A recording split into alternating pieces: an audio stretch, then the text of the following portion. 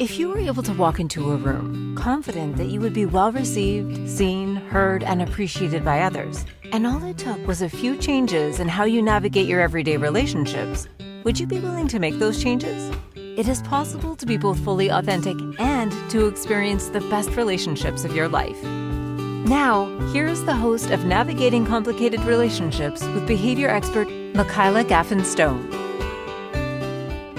Welcome everyone to this episode of Navigating Complicated Relationships. Once again, I'm looking at the complicated relationship with food.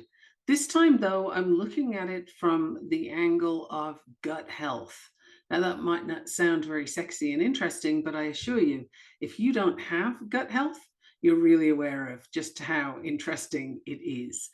So what exactly do I mean by gut health? Well, it's first of all, the parts we're talking about is everything from your mouth to your backside. That's all the digestive process.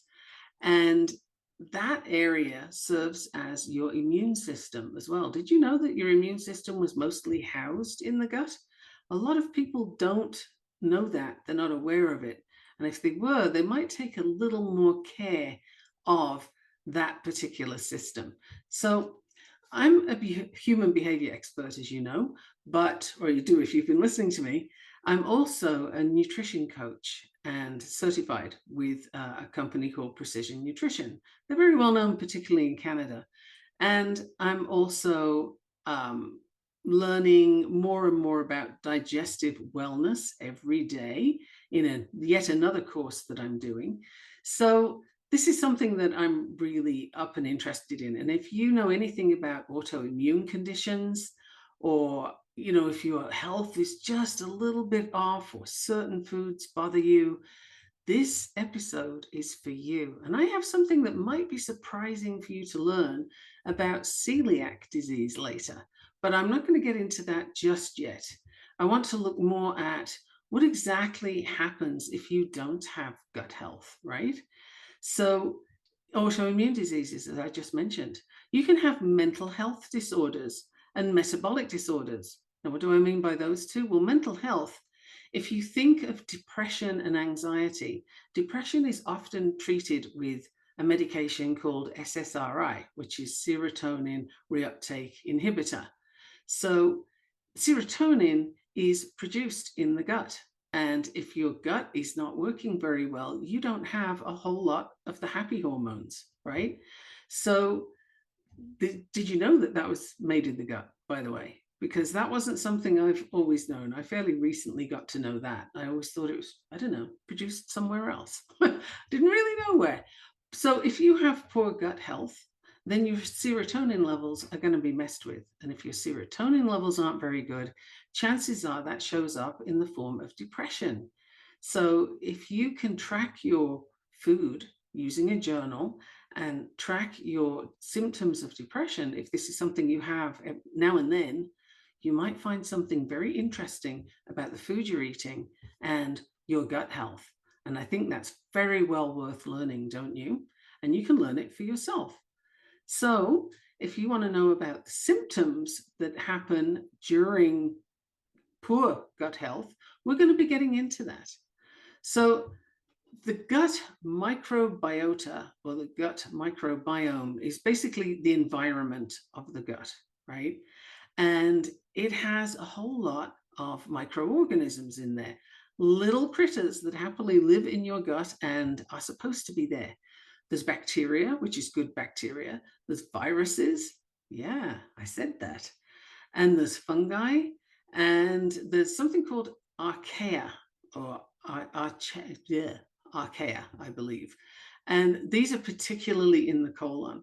And they change, the ratios change, and what types are there change depending on the foods you eat. And this is something very interesting to know if you're changing your diet in some way.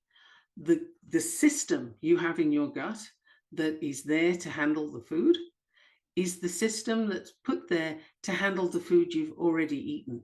So if you're changing how you eat, then be prepared for things to be a little out of whack for a week or two, because you have a new system coming in, and your body has to kind of figure out, well, what do I need in here to work through this particular kind of food? So if you're someone who likes to try fad diets, for example, and yeah, okay, so using the word fad is likely to make you say, I don't do that. But if you try different diets to lose weight, for example, then every time you start that new process, things have to change in your gut. And sometimes that can be helpful, and sometimes that can give you some pretty unpleasant symptoms, right? You get what could be termed a different bathroom experience, which you might not like very much. So if that happens to you, be aware that your body's just trying to keep up with the different things you're trying. And frankly, if you're using diets that have products and, chemical concoctions in the name of protein shakes or something, if there's a lot of chemicals in there, your poor body, especially your gut, has no way of handling that properly. It can't digest what's not digestible. So if you're consuming chemicals, and I'm not going to call it eating because food is eaten, chemicals are consumed. And if you have those in your system, then your body's just going to look at them and say, well, I don't know, what do I do with this? Where does this go? And, sometimes you'll hear a person say, well, if you take vitamins and you don't need them, you'll just pee them out, right? It's an interesting notion, but I don't think so. Because your kidneys are the filtration system. And okay, that's not part of the gut. And we're diversifying just a little for a moment here, but it all ties in. So your kidneys are the filtration system. Think of how big they are. Think of the likely size of blood vessel, right? Even if you're not sort of down on all of your anatomy, it can't be that big, right? So how much is going to get filtered through that? And when your kidneys try, how much is a good thing? So if you're taking supplements that have chemicals in, if it gets as far as the kidneys, and chances are it won't, but if it does, your kidneys are really going to be hard put to. And there is a lot of kidney disease around these days. I'm wondering if the two are connected, and I'm going to leave that question to you to consider. Do you think they might be? Could be, right? So be aware if you're trying these sort of food diet things that have non-foods in there, so you're going on a special way of eating, and then suddenly you notice there's a whole lot of products that have that name on, like you can have keto potato chips or whatever it is, right? That one's just out of the air. But if you have those kind of products, that's not real food that you're eating. Stuff has been done to it, it's been processed. And so your body says, yeah, I don't know. I don't know what to do with this. Your gut microbiome, that whole environment just says, yeah, not sure. Here, let's get rid of it. And you can end up with inflammation from that process, right? From your body trying to figure out what to do with these chemicals. Now, why is inflammation important? Well, if you have inflammation going on, then you end up with something called leaky gut syndrome, which I'll get into more in a little bit. But basically, what you need to know about that for the moment is that when the walls of the gut are inflamed, they kind of stretch a little like that.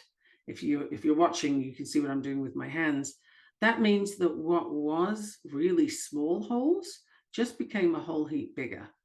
And that means that stuff is getting in through those holes that shouldn't be. Your body is having a sort of flood of some nutrients, some non-nutrients, but things that go into the abdomen and around the body that shouldn't be there.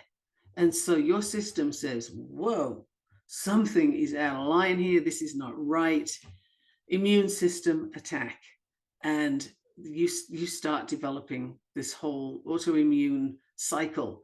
And it can show up in any number of ways. It depends on where you're starting from, what you're susceptible to, and what you're eating. But can you see how that process works? If you cause inflammation by eating non-foods, then you're going to have that space for bigger particles not just nutrients, but bigger stuff that the body then says, hey, this isn't supposed to be here. I need to deal with this. And the body will literally start attacking itself, which is what autoimmune means. So if you want to avoid that, you might want to pay attention to your gut health. Now, what else does it do?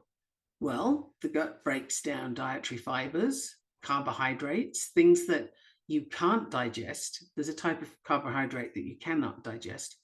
And it also produces enzymes and short chain fatty acids. These are things that you need to support your gut health. So just know that those are all good things and you need that to be happening. Okay. Then nutrient metabolism, meaning it helps to make certain nutrients, right? So, and those are vitamins, for example, vitamin K or the B vitamins. Now, B vitamins are really good at helping to regulate your moods. So if you're somebody who has, you're happy one minute, crying in a corner the next, and you're not quite sure why, one of the first things I would suggest you try is taking some B complex. Now, I'm not a doctor, I'm just speaking from experience, but B complex can really help. And meanwhile, book an appointment with your therapist or your doctor, whichever you have that's looking after you. But taking B vitamins in the meantime won't hurt at all, and it could help. If your mood swings are kind of mild, they're not too bad, then B might be the answer, so to speak. So this is how important the gut is, right? And it's also, as it's your immune system, it's what helps keep you healthy. So if you find that you get a lot of colds, a lot of sort of rundown problems going on, you might want to look at and pay attention to what's happening in your gut. What's your food experience like? Because really, the big part of helping your gut be healthy is eating real food and not stuff out of a box or a packet, wherever possible. You do the best with what you can. I have a client right now that lives in a food desert. Now, if you're not in the US, you might have the blessing of not knowing what that is. But a food desert is where you don't have a real grocery store within reasonable reach, like half an hour's reach or walking distance or, something half an hour's reach, right? So I have a client that her best sort of grocery store nearby is a dollar store. Now just imagine what you buy at a dollar store.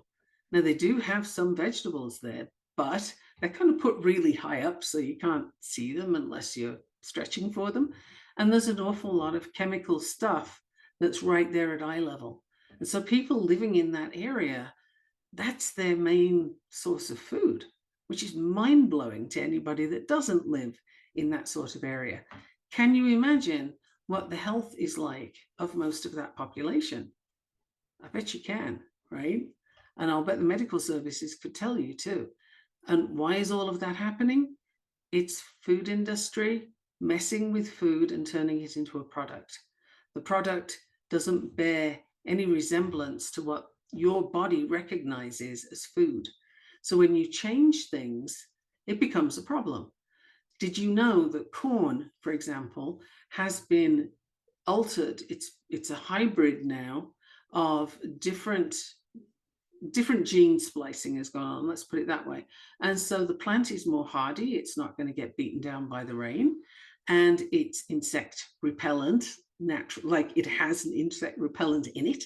So if an insect bites it, it's going to die. Now that should scare you. And it has like 5% of the corn's DNA is alien to that corn. It is not of that corn. So when that gets into your body, what your body sees is, this isn't made the way corn's supposed to be made. I don't know what this is. And you can't negotiate with your body. It's either nutrients or it isn't. And when you start messing with stuff, you start with the GMO and making stuff hybrid, the body doesn't recognize it anymore, particularly when you bring other things in. It's not the same plant cross-pollinated, it's different stuff coming in. And this is happening all the time now to our food, what was our food. So even some of the things that are being grown, you can't be sure are okay. So next time you have that corn on the cob, look at where you got it from. And is it one of those sort of short, stout, hardy plants? If it is, you might want to not, because your body's going to have a hard time with that. On that delightful note, we have a break coming up, so please don't go away. Stay tuned, and I have more goodies for you coming after the break. Don't go away. What if your relationships could be a source of delight instead of a source of struggle? In a world where human interactions are anything but straightforward, tuning in to Navigating Complicated Relationships with behavior expert Michaela Gaffen Stone will offer you insights, tools, and a whole new level of understanding for you to use right now. Listen for Navigating Complicated Relationships with Michaela Gaffen Stone, Wednesdays at 12 p.m. Eastern, 11 a.m. Central, 10 a.m. Mountain, 9 a.m. Pacific on InspiredChoicesNetwork.com.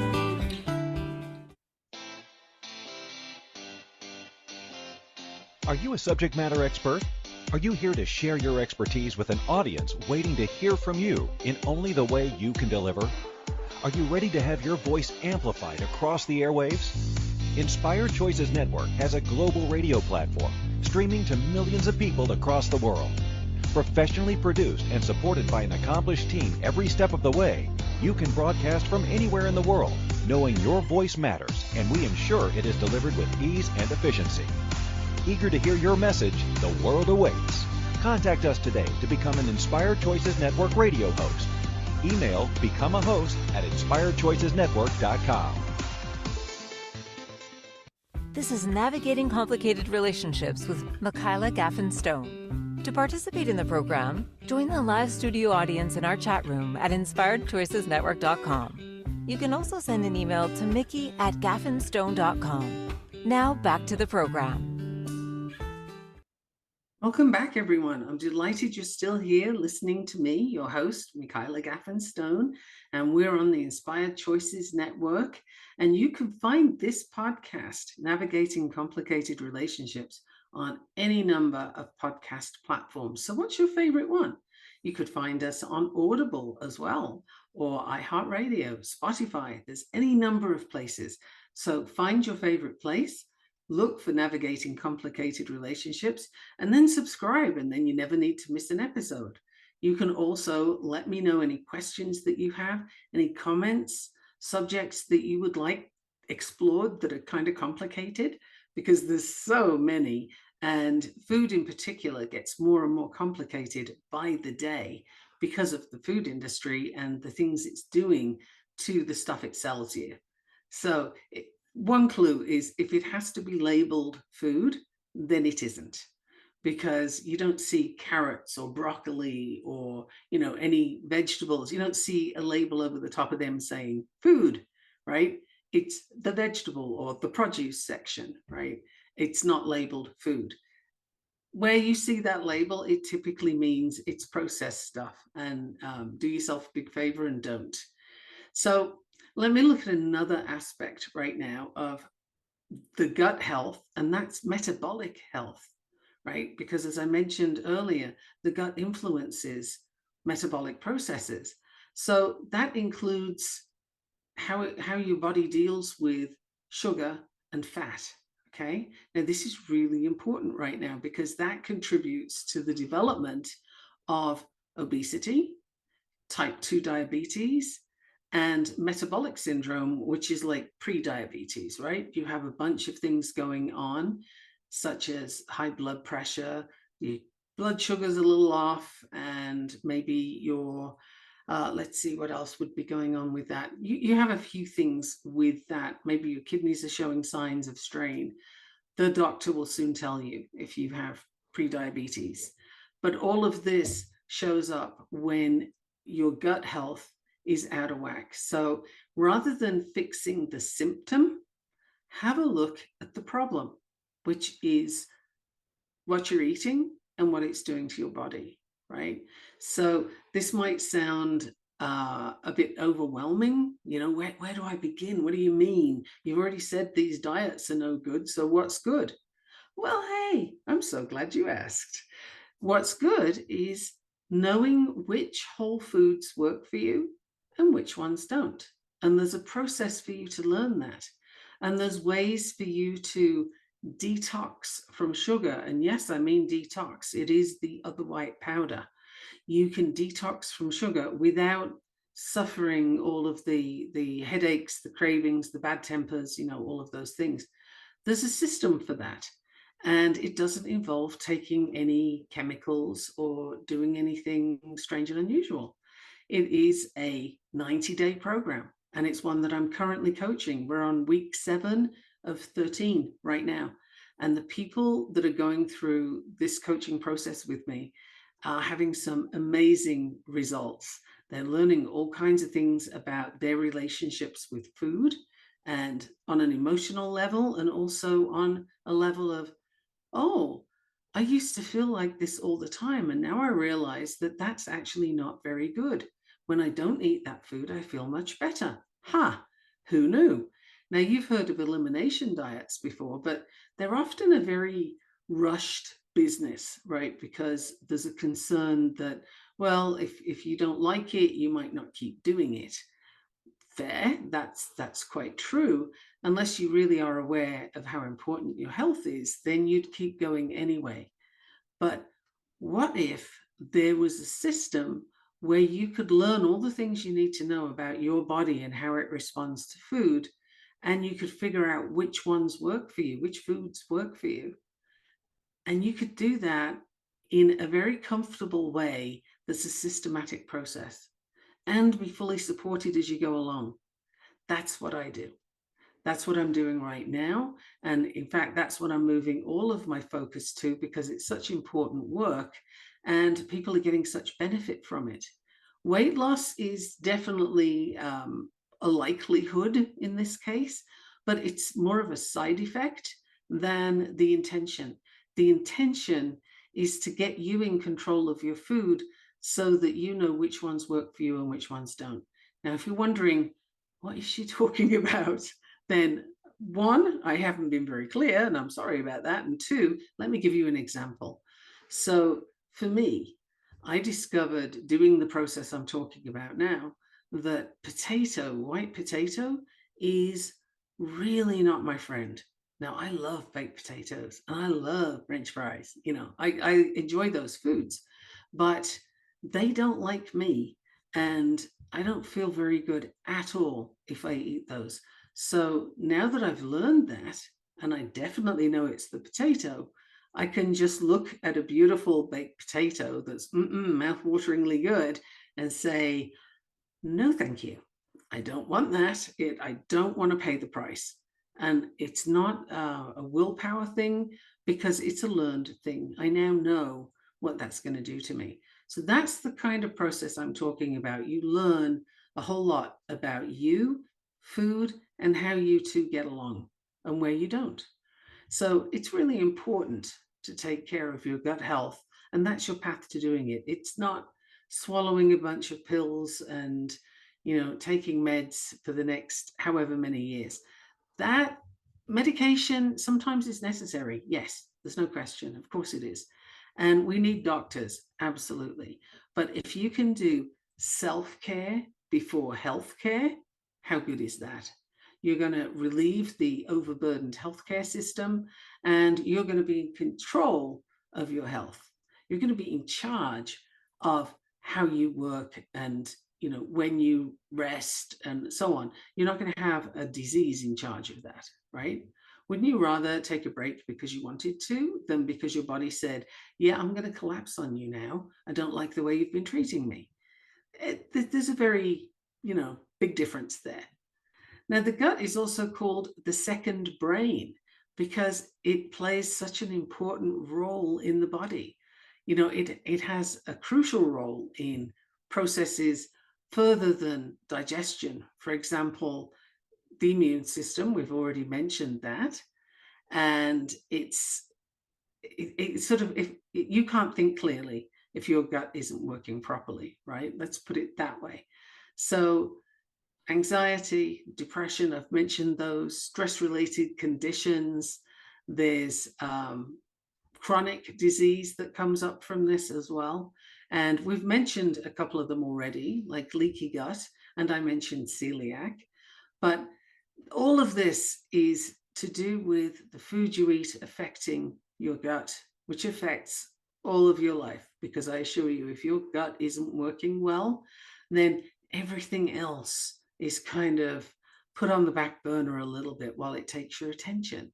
And inflammation in the body, which often will, I can't prove it starts in the gut, but let's just say it's likely to, then, that inflammation is the cause, the origin of most of the big diseases today that kill people, such as heart attacks, strokes, dementia.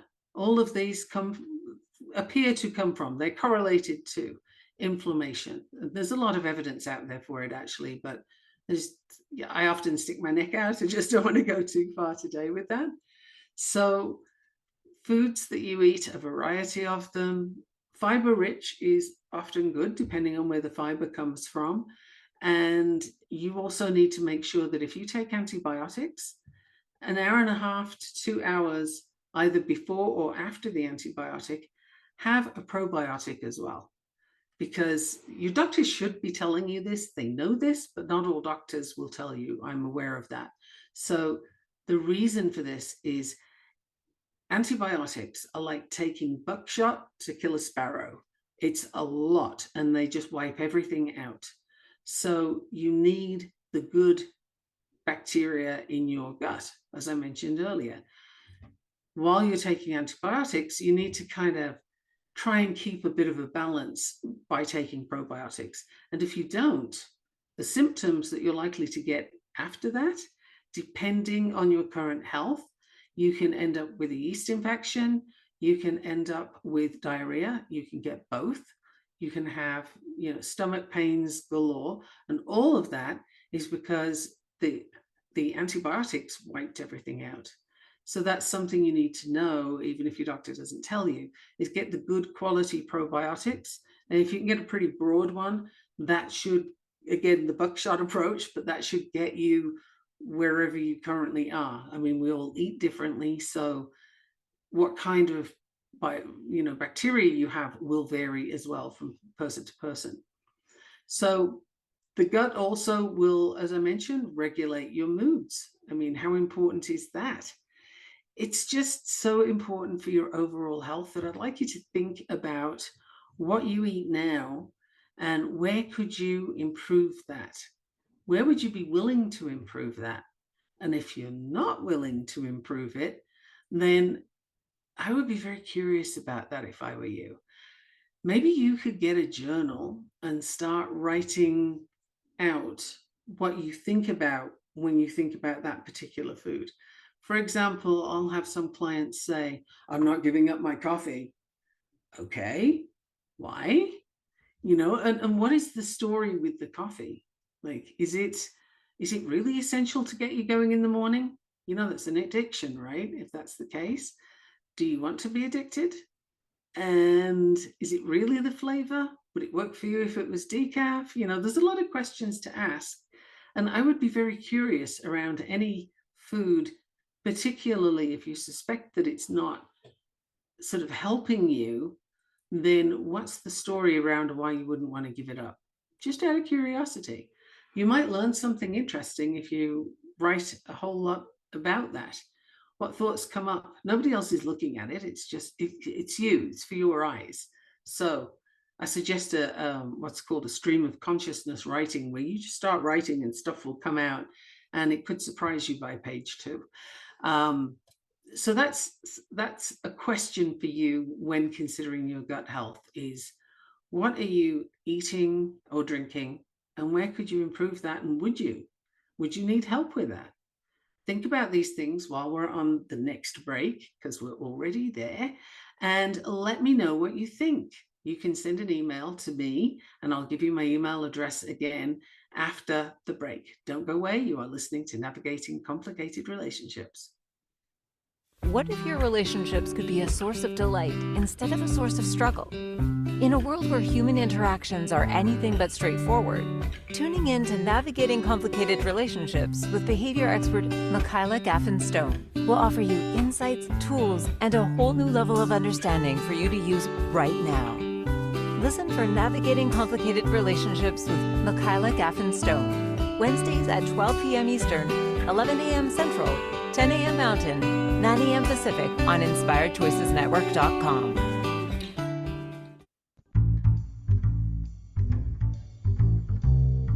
How wonderful would it be to carry your favorite Inspired Choices Network host with you throughout your day? Well, now you can. Inspired Choices Network now has its very own mobile app. Our free app offers live streaming shows, along with thousands of podcasts and TV episodes. Our shows cover a wide variety of topics. Whether you're waking up with us, carrying us through the day, and taking us to bed with you, we're always here for you to enjoy. We're easy to find. Just search for Inspired Choices Network in the Apple App Store or Google Play Store. This is Navigating Complicated Relationships with Michaela Gaffen Stone. To participate in the program, join the live studio audience in our chat room at InspiredChoicesNetwork.com. You can also send an email to mickey@gaffenstone.com. Now back to the program. Hey, welcome back, everyone. You are listening to Michaela Gaffen Stone, and I'm here on the Inspired Choices Network, and this is Navigating Complicated Food Relationships. My email, if you would like to message me and ask me questions or ask me about the coaching program that I run, that would be cool too. I'm happy to talk about it. The email is Mickey, M-I-K-K-I, at Gaffen, G-A-F-F-E-N, Stone, STONE.com. So email me, or you can find me on Facebook. I'm there a fair bit. LinkedIn and Instagram a little less often, but I do show up there. So these are all places you can find me. And Michaela Gaffen Stone is, I believe I'm the only one out there with that name. So pretty easy to find. Now, before the break, we were talking about the different things that happen when your gut health isn't good. And there was a caution about when you're taking antibiotics to make sure you have probiotics, not at the same time. If you take them at the same time, the antibiotic will wipe that out as well. So leave it an hour and a half to 2 hours and then have your probiotic. Okay, so that's kind of important to know. Most doctors will say that these days, but again, not all of them do in my experience. So it's well documented. If you're not sure about that, look up Google Scholar and you'll find some articles on it. Okay. So here's a surprising thing, or it might be surprising to you if you have sleep problems or sleep apnea. Sometimes the inflammation that comes from an upset gut, and I don't mean immediately upset, but just chronically inflamed, that can end up giving you insomnia and it can give you sleep apnea. Isn't that wild? Now, would you rather have a sleep apnea machine, or would you rather fix the problem, right, with food, which is within your realm to fix? You don't need a prescription for that. So if this is something that made you sit up and say, what? I'm kind of tired, but did she say insomnia? I did. It could be a cause. Do you have any concerns about that? I'm happy to talk to you, or you could go talk to your doctor and ask them about a potential link. And they may or may not know. It really depends on where you live and what kind of school your doctor went to. So the things I've mentioned so far really highlight why it's important. But let's go to some specifics now. Have you heard of leaky gut syndrome? It's kind of contentious right now, with some people saying it doesn't exist, it's not a thing. And others have known for quite some time that, yes, it's very definitely a thing. And if you have it, you know it's a thing. And to reiterate what I said earlier on, it's when the lining of your intestine is inflamed and it kind of, the membrane that kind of holds together spreads apart a little bit with that inflammation, and then you get holes there for bigger particles than food to go through. Those irritate your system and alerts the body to something being in the wrong place, the wrong thing, and it will send an immune system attack, right? And that's where you can get food allergies from too. If you think about it, it really makes sense, right? So if you have something that you eat a lot or you eat frequently and it keeps leaking into your gut, you're going to end up with some very specific immune system cells targeting that. And that's going to give you some allergies or some sensitivities, right? So that gut, that lining acts as a barrier to keep the nutrients sort of going through in an orderly manner and keep the rest of the stuff out of there, the toxins, the undigested food. But those things can leak through when you have an inflamed and more open gut wall. So that can lead to symptoms like, well, I said inflammation, which is more of a thing than a symptom, but the symptoms: bloating, gas, diarrhea, fatigue, joint pain, headaches, and skin problems. Do you have any of those? Is this something that's been going on for you for quite a while?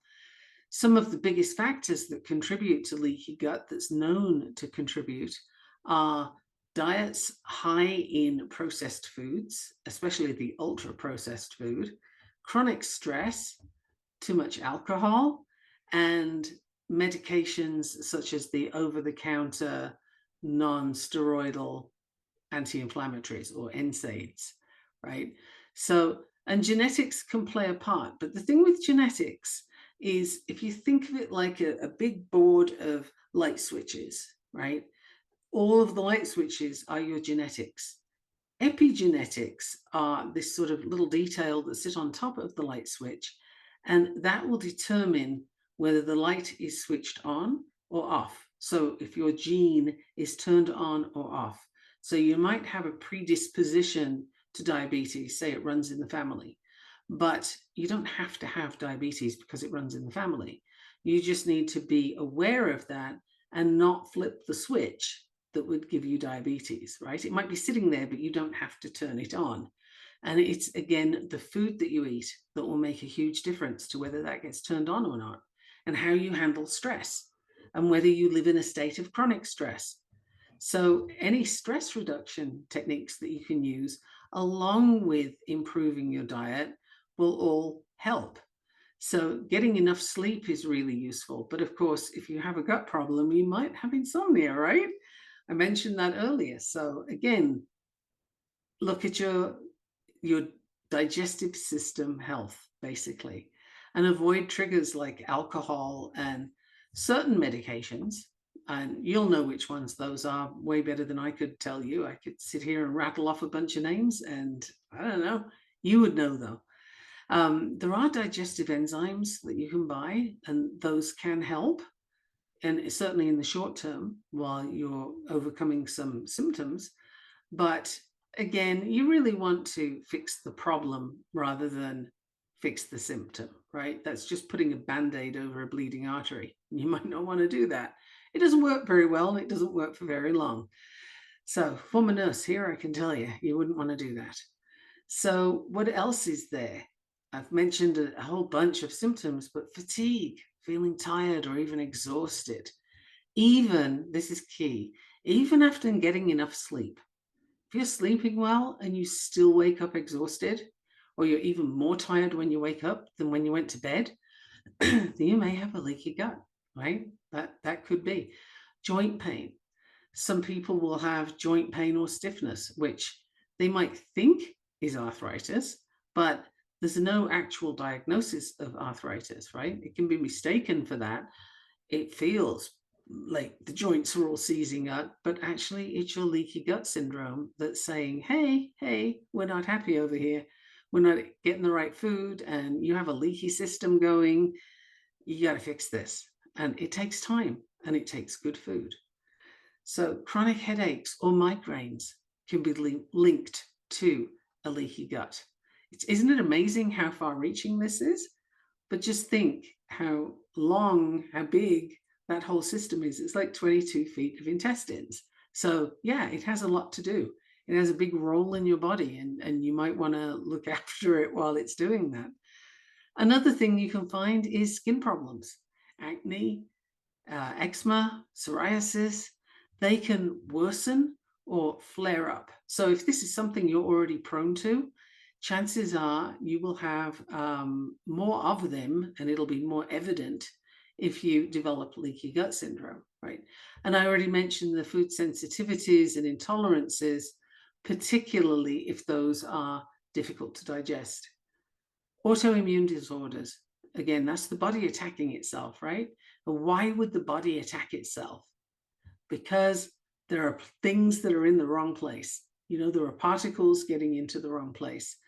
So not everybody agrees on this, but I'm going to present this to you today as I think it's linked, and there are others that agree with me, and there are others that don't. So you take this and consider it for yourself, okay? But there are researchers who believe that there is a link between leaky gut and autoimmune conditions such as celiac disease, rheumatoid arthritis, or even Crohn's disease, which is a pretty heavy triad of conditions, right? Those, if you have those, you really know you've got them. And mood issues, anxiety and depression, I mentioned, brain fog or difficulty concentrated.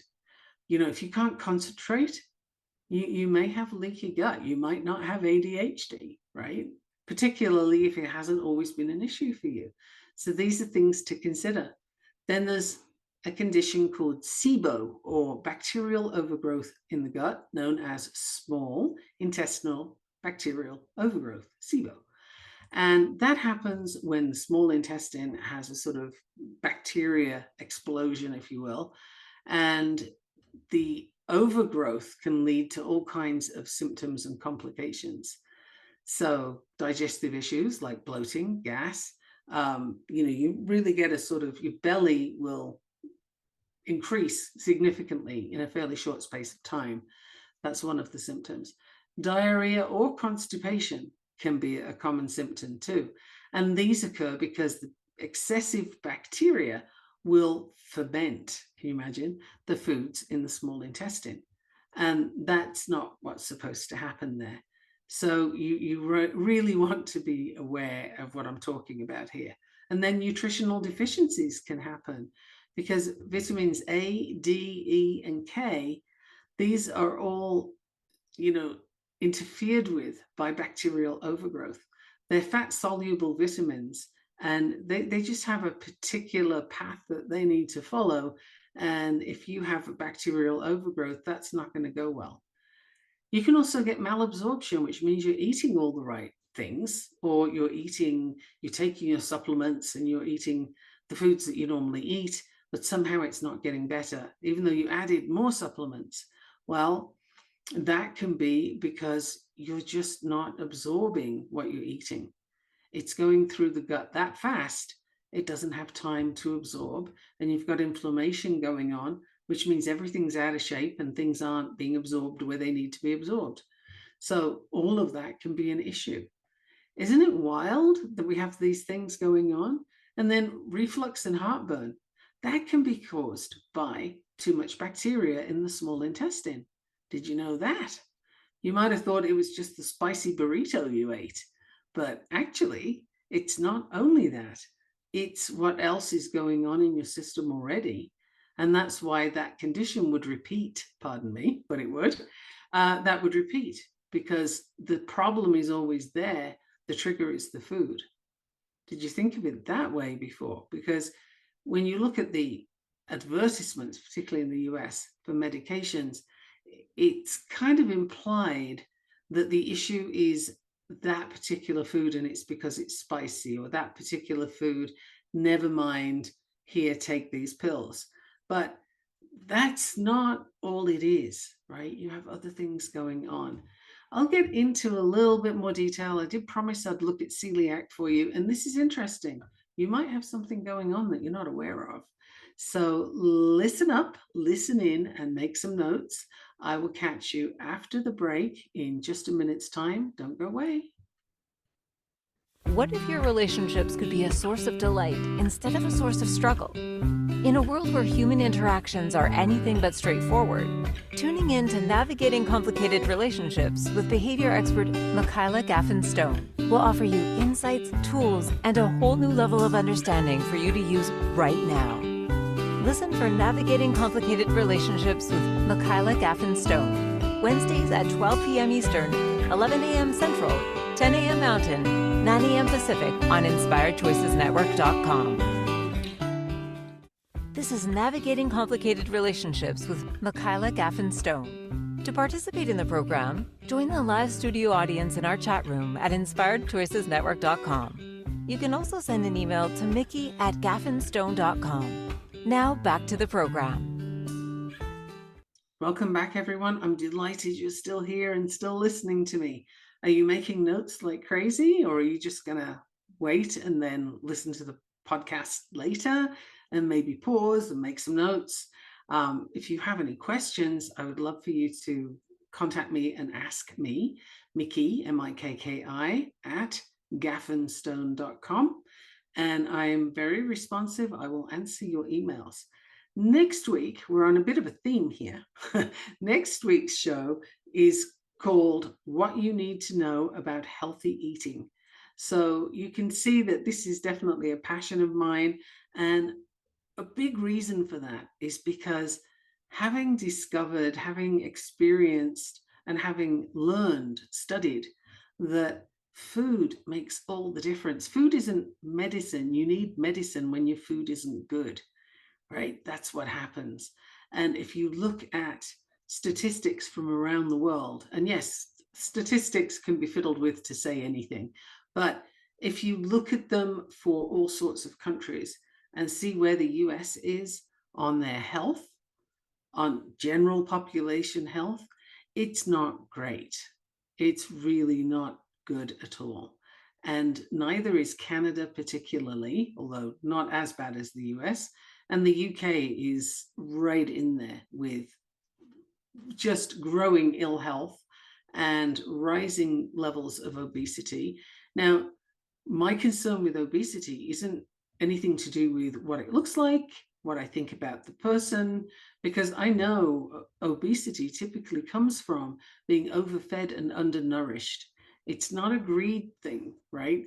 Your body is getting all these calories coming in and it's not getting the nutrients because it's processed food. So your body says, yeah, okay, you ate. I still need these things. Can you please eat? And so it wants that person to keep eating. The hunger doesn't go away because the nutrients aren't there. And your body will keep telling you to eat. So people get bigger and bigger and bigger as the nutritional content of their food goes down and down and down. And you can thank the food companies for that. And I would love you to thank them by not buying their rubbish. That would be really good. So Whole Foods are the name of the game. And you'll hear more about that next week. I did promise that I'd tell you some things that I found to be interesting about celiac, because you tend to think, or at least I did, that if somebody has celiac disease, they really know about that and it's a big deal. And, you know, you're very, very delicate and so on. But there's a lot of space between reality and that view that I had of celiac. So it's triggered by the consumption of gluten, which is a wheat protein. It's also in barley and it's also in rye. So if you look at any manufactured food product, you'll see that at least one of those is likely to be in there. And frankly, I think corn is now a problem for most people with celiac as well, because of the genetic modifications, the pesticides, and so on. So when a person with celiac has gluten, their immune system reacts by damaging the lining of the small intestine. And that gives some symptoms and complications that you might be surprised by. Some you'll know, and some you might go, what? I have that. Think about it. So digestive issues, of course, like abdominal pain, bloating, gas, diarrhea, those kind of things. And they can vary in severity. It doesn't have to be doubling you over, but it can vary, right? Fatigue, just tired all the time, exhausted. Your nutrient absorption is off. you have malabsorption going on, and that will increase fatigue as well. Weight loss can happen, unintentional weight loss. So if you're somebody who has a problem with that, you might want to consider this as a possibility. It could be going on for you. But this is especially in children, right? The weight loss. And then anemia. Celiac disease can cause iron deficiency. And that's because of the inability to absorb everything, right? So that shows up as fatigue, weakness, pale skin, shortness of breath, and dizziness, bone and joint pain. Did you know that that was part of the deal? And that osteoporosis too, right? Where your bones are weak, and all of that is due to malabsorption of calcium and vitamin D, and then skin problems such as dermatitis, little blistering itchy patches. That's called herpetiformis or something like that. Don't quote me. And all of those can happen with people with celiac, right? And mouth ulcers, especially for children, if they keep getting mouth ulcers, it's not a random thing. It's a sign that they have a problem with the food they're eating, and it's probably gluten.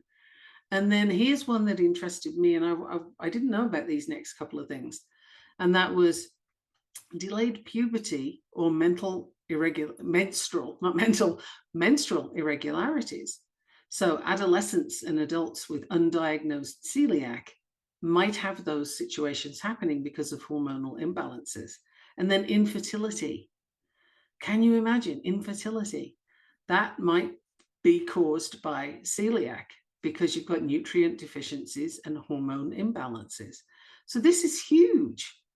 And even behavior changes, irritability, mood swings, anxiety, depression, all of those can happen with celiac because of the impact on the neurotransmitters, basically the chemicals that say, hey, do this, go there, be happy, da, da, da. You know, and it's so important to know these things. Now, I didn't know a couple of those. How about you? Did you know everything I just told you about celiac? If you haven't, you might know. You still might not, honestly, because not everybody's going to have all of those symptoms. But if you've been spending some of your life in an uncomfortable way, where you just accept that that's how you feel, you accept that you're tired all the time, I invite you to consider that you may need to be doing some gut restoration, some gut health work.